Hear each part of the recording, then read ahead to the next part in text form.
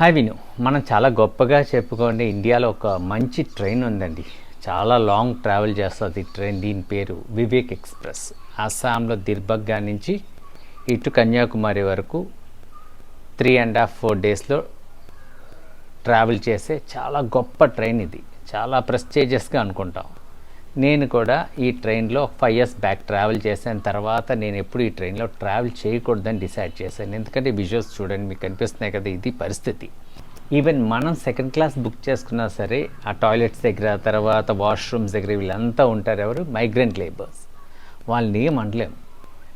టీసీకి కానీ ఆర్పిఎఫ్ కానీ కంప్లైంట్ చేసినా వాళ్ళు కూడా ఏం చేయలేని పరిస్థితి. ఎందుకంటే ఈ మైగ్రెంట్స్ అస్సాం నుంచి, బెంగాల్, ఎలాంటి బీహార్ లాంటి ప్లేసెస్ నుంచి మైగ్రెంట్స్ చాలామంది కేరళకి వెళ్తారు. కేరళలో ఉండే ఇదేంటంటే అక్కడ ఎవరు మీనియల్ వర్క్ చేయడానికో లేకపోతే చిన్న చిన్న వర్క్ చేయడానికి ఎవరు దొరకరు.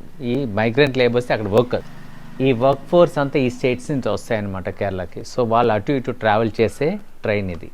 సో దీంట్లో ఏసీలో కూడా మనకి ఫ్రీడమ్ ఉంటుంది. మీరు చూస్తున్నారు కదా ఎంత డర్టీగా కోచెస్ ఉన్నాయో. నేను అంటాను, ఇంత డిమాండ్ ఉండి ఈ రూట్లో ఎందుకు ట్రైన్స్ ఇంక్రీజ్ చేయట్లేదు?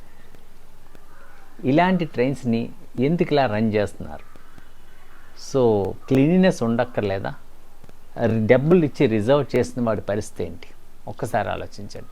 ఎంత రద్దీగా ఉంటుందంటే ఈవెన్ ఏంటంటే సింగిల్ ఆర్ఏసీ కన్ఫర్మ్ అయినా సరే 4-5 ట్రైన్ ఎక్కే హక్కు ఉంది. ట్రైన్స్ పెంచాలి అంతే తప్ప ధనవంతులు ట్రావెల్ చేసే వందే భారత్ పెంచితే సరిపోదండి.